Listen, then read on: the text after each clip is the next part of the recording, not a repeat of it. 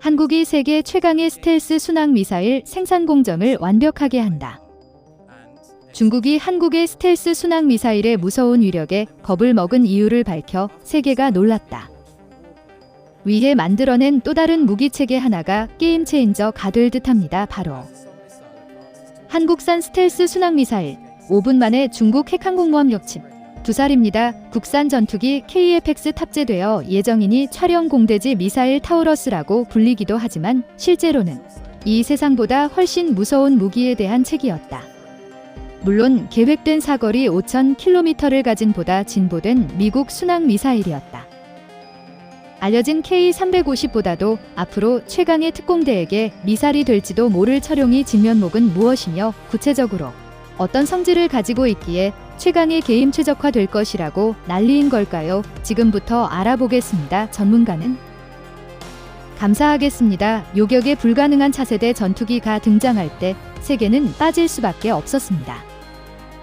되지 않는 전통이나 폭격기가 나타나 한밤중에 분수를 가거나 공격받는지 알아채기도 전에 어디선가 갑자기 날아오는 미사일을 맞고 격추될 수 있다는 사실은 적들에게는 다 채웠어.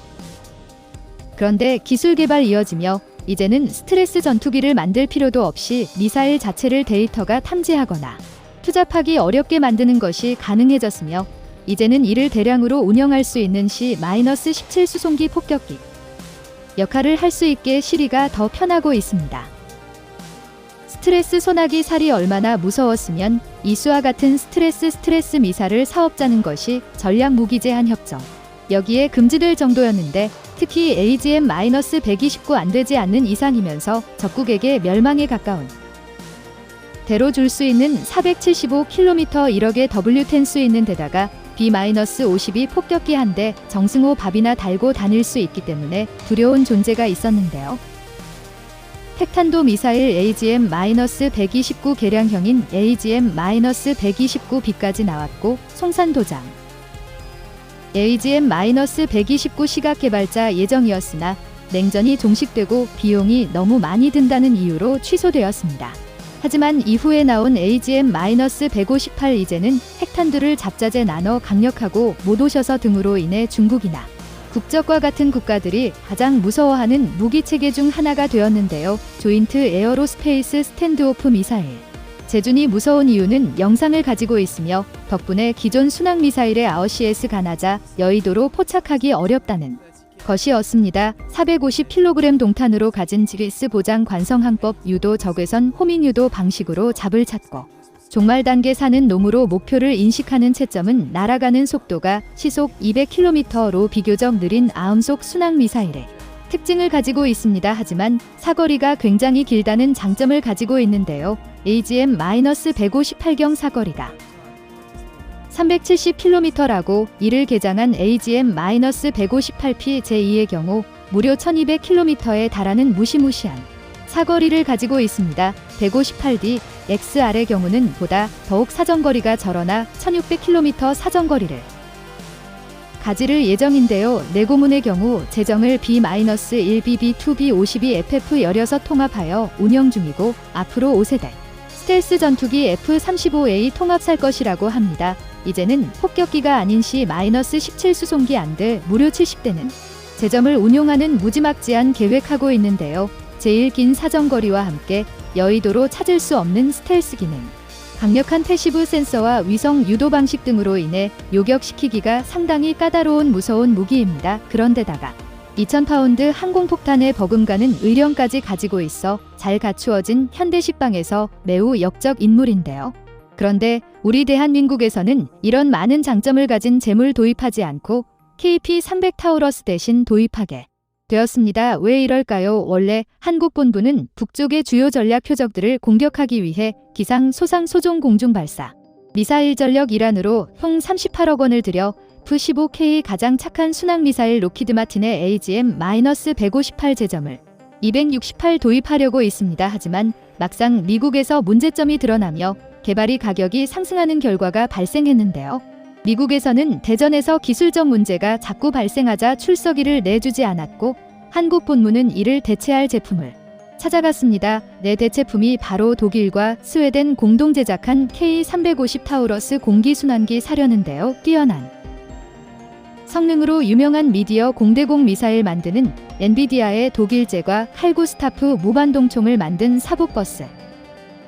다이나믹스에서 만든 타우러스 시스템즈에서 제작한 것이 바로 이 KDC-350하였습니다. 타우러스는 기존에 우리 고문의 F-15K가 운용하던 보다 더 크고 강합니다. 다양한 종류에 가능하고 레스토랑 몇 층에 이중탄도 어차피 할 수 있어 지하시설을 관통하는 벙커버스터 앞에는 성형 작약탄을 배치해 구멍을 뚫지 쉽게 하고 후방에는 약간 가느다란 3도가 네이버에서 폭발하는 방식으로 작용하는데요. 가격 절감액은 중점을 두고 만들어진 세기비즈 358호선 그렇지 않아서 다중당구나 지점 제조장치 유도 등 여러 신기술이 적용되었습니다. 354 약속 속도로 나간 뒤 하는데 콘크리트를 완성할 수 있습니다. 이는 적 지하 벙커 3개층을 뚫고 들어가 폭발하는 정도의 매력인데요. 굉장히 뛰어나서 원형 공사노차 까불고 받게 되지 않을 정도입니다. 제정과 타우러스 능가하는 국산 스텔스 순항 미사일 철용 타우러스는 500km 밖에 안 되는 음악으로 탄두 중량. 이번에 다른 DB-58 벙커버스터 유도 폭탄 가만 먹는 가속력을 머리하는데 대전보다 뛰어난 성능을 가지고 있었습니다. 사거리 또한 500km 잘했어. 하지만 그 대신 가격 또한 비싸게 제작되었는데요. 우리 부문 AP-354 오러슬 독일에서 268 했지만 공군이 필요로 하는 동돼지여 달의 수량은 최대 608회다. 됐습니다. 결국 추가로 348회 공대지유도탄 우리 고문이 내린다 등 국산 공대지유도탄으로 이것을 보충한다는 것이 계획이 없습니다. 그래서 우리 구에서는 2010년대 세계 354 플러스 공대지 미사일 추가 도입하는 과정에서 한국형 타우러스 개발 사업을 했고 그 결과 탄생한 것이 바로 선량공 대기순환 기사입니다. 우리 한국에 개발한 설현 공대지 미사일 앞서 살펴보았던 두봉돼지 순항 미사일의 장점들은 가지고 있는데요. 설령 공대지 순항 미사일은 KD-353.0 1m에서 2m 인내를 족집게처럼 정밀 타격 가능한 정확도를 가지고 있으며 타우러스와 비슷한 두 개를 가지고 있지만 멀리 날아가 목표물을 확인할 수 있다고 합니다. 제일 유행하는 촬영 또한 음속을 넘치는 못하는 마음속이 살이지만 타우러스보다 더 높은 속도를 내는 것이 가능하다는 데요. 도와주세요. 더 있는데 다 조치를 줄이기 위해 특수 도로까지 적용되었기 찾아내거나 추적가는 것이 없습니다. 그런데다가 낮은 곳으로 저공 비행까지 하기 때문에 더욱 영업하기가 어려운데요. 제2상안에 사는 직진하는 특성상 효과로 이내 볼 수 없는 사각지대가 저구의 생각수밖에 없습니다. 천룡 미사일 500km 막걸리에서 발사되어 스트레스 성능까지 과천시 못하기 때문에 그로서는 요격하기 다 더욱 까다로울 수밖에 없을 겁니다. 게다가 촬영은 표적에 대한 정보를 2개만 저장할 수 있는 킬로바이트계 358은 달리 몇 대나 더 많은 정보를 저장할 수 있다고 합니다. 덕분에 전투기 조종사가 공중에서 부를 수 있는 선택지가 더욱 늘어날 작전용 평상을 더욱 크게 가져갈 수 있다는데요. 북쪽의 탄도미사일 실시간으로 자세히 살펴보다가 다들 발사하려는 마지막 순간에 최적의 타격 장소를 골라 타격할 수 있다고 합니다. 능력을 강하게 타우러스보다 적게 전자정복에 더 높은 적을 가지며 예전보다 더 높은 관통력을 가진다고 게다가 비행기 연료 주입해야 하는 KP-458 너스와 달리 보관할 때도 연결해 드림 상태로 5년에서 10년 된 보관할 수 있다는 장점이 있다고 하는데요. 있는 곳 위급한 시에 전투기 출격 준비 시간을 단축할 수 있어 즉각적인 가능하다는 의미. 이게 타우러스와 큰 차이가 집니다. 우리 한국이 개발 중인 촬영대기 순항 미사일은 지난 8월 20일과 9월 3일 9월 15일 세 차를 봐서 시험을 모든 성공했다고 하는데요. 9월 15일 받아 시험에서 촬영은 F-4 팬텀 전투 개선 된 뒤 정확히 13km 거리를 날아가 목표 지점에 명중했다고 합니다. 이 시간에는 엔진을 장착해 하지 않았고 날개와 일배유저 기능 사용해 활공 비행 만들어 목표를 명중시킨 것이라고 아느세요. 이 과정이 쉬운데 더워도 국방과학연구소 관계자의 말에 따르면 절대 그렇지 않다고 합니다. 해외 공대지 미사일 전투기 분리된 유도탄이 제대로 대응하지 못하고 이를 봐사나 본전 크게 부딪혀 폭발해 버리는 사고도 발생했기 때문이라고 하네요. 아마 많은 분들이 독자 개발하는데 비용이 많이 들 거 촬영의 경우는 개발 비용을 포함할지라도 해외에서 구입하던 유도탄보다 낮은 비용으로 양산이 가능하다고 합니다.